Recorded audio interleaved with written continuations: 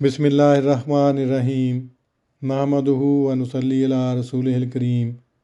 आज आपकी खिदमत में इमाम इब्न जौज़ी रहमतुल्लाह अलैह की तसनीफ़ उयूनुल हिकायात से सहाबी रसूल हज़रत सईद बिन आमिर बिन हज़ीम रज़ी अल्लाह अन्हो का एक नहायत ईमान अफरोज़ वाक़या पेश करता हूँ, जिसका उन्वान है अहले हमस की 4 शिकायत।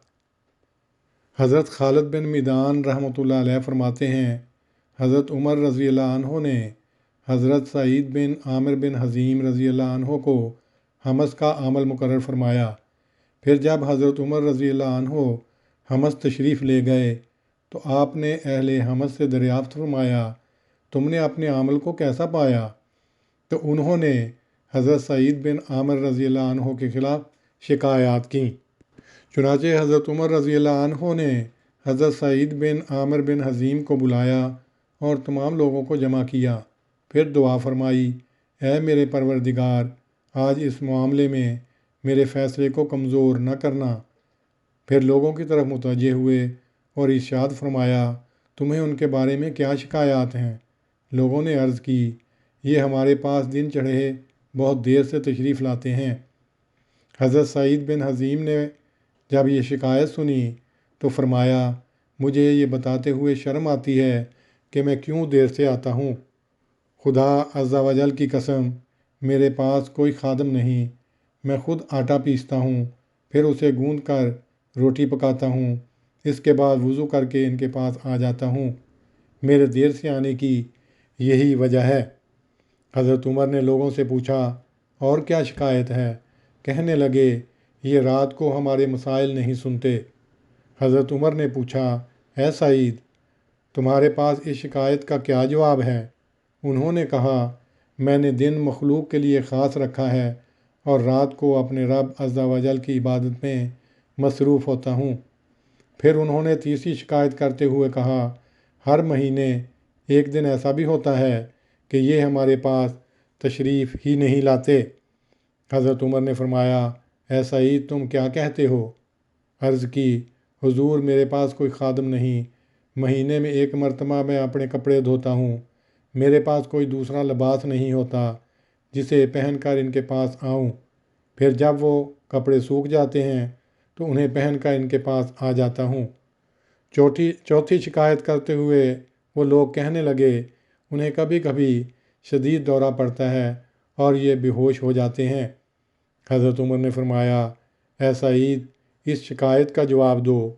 आपने अर्ज़ किया, इस्लाम की दौलत हासिल होने से पहले मैंने हुजूर सल्लल्लाहु अलैहि वसल्लम के एक सहाबी हज़रत खुबैब अंसारी रज़ी अल्लाह अन्हो को एक मैदान में देखा था, जिन्हें कुफ़ार कुरैश ने खजूर के दरख्त से बांध रखा था और तीरों से उनका जिस्म छलनी कर रहे थे। मैं भी उन लोगों में मौजूद था। फिर कुरैश उनसे पूछने लगे, क्या तू इस बात को पसंद करता है कि तेरी जगह मोहम्मद सल्लल्लाहु अलैहि वसल्लम को ये सज़ा दी जाए?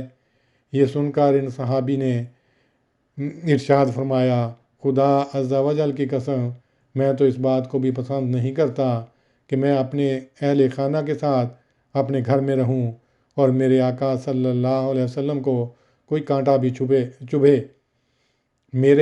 मेरी हज़ारों जानें आप पर कुर्बान। इसके बाद इस सहाबी ने हुजूर सल्लल्लाहु अलैहि वसल्लम की बारगाह में इस्तिग़ासा पेश किया और या मोहम्मद की सदाएं बुलंद की। अफसोस, वहाँ होते हुए भी मैं उनकी मदद न कर सका। शायद मेरा यह गुनाह कभी माफ़ ना किया जाए। बस ये ख्याल आते ही मेरी हालत ख़राब हो जाती है और मुझ पर गशी तारी हो जाती है। हज़रत उमर ने इरशाद फरमाया, अल्लाह का शुक्र है कि उसने मेरी फ़रासत को ज़ाय नहीं किया और मुझे ऐसी अजीम हस्तियाँ अता फ़रमाईं। फिर आपने हज़रत सईद को 1000 दिनार देते हुए इरशाद फरमाया, इनके ज़रिए अपनी ज़रूरियात पूरी कर लेना। जब आप अपनी ज़ौजा मोहतरमा के पास आए और उन्होंने वो दिनार देखे तो कहने लगीं, अल्लाह का शुक्र है कि उसने हमें गनी कर दिया। ये सुनकर आपने फरमाया, हमारे लिए ज़्यादा बेहतरी इसी में है कि हम ये तमाम दौलत उन लोगों को दे दें जो हमसे ज़्यादा मोहताज हैं। क्या तू इस बात पर राज़ी है? वो बोलीं, मैं राज़ी हूँ।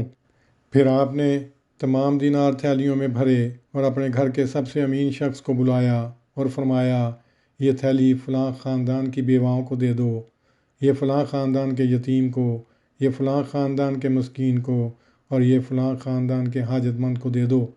اس طرح آپ نے ساری رقم تقسیم فرما دی، صرف کچھ دینار باقی بچے۔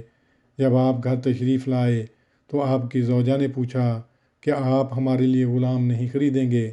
جو مال بچا ہے اس سے غلام خرید لیجئے۔ آپ نے فرمایا اگر ہم سے زیادہ کوئی محتاج آ گیا تو ہم یہ مال اس کو دے دیں گے۔ عیون الحکایات، ناشر دارالکتب بیروت، لبنان، سن اشاعت فروری 2019، صفحہ 15 تا 17۔ وآخر دعوانا ان الحمد للہ رب العالمین۔